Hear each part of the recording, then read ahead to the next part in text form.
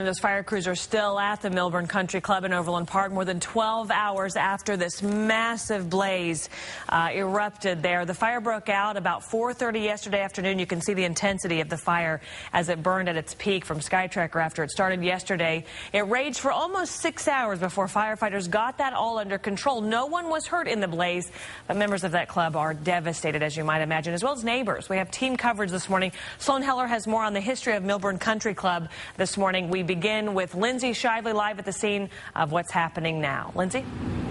Hey, good morning, Krista. Still smoking this morning. Take a look. You can see through the roof, blowing past the ladder they have all the way up there so they can overlook just this huge hole, this crater that has been created in the roof of Milburn Country Club.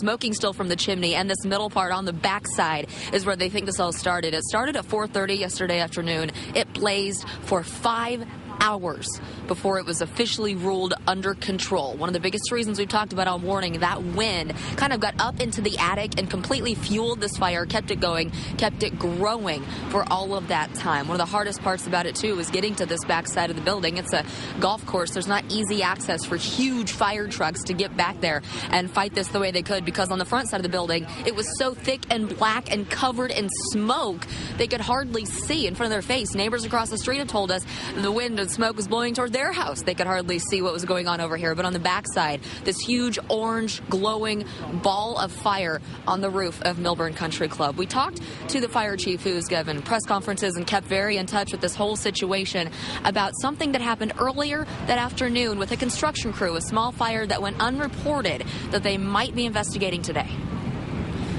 We are aware that they had an incident, some fire event that wasn't necessarily called in, that they were dealing with, and our investigators are working on that, as well as we put this fire out, they will be probably, once the daylight hits, they'll have a team of folks here to kind of sift through all that, as well as the private investigators.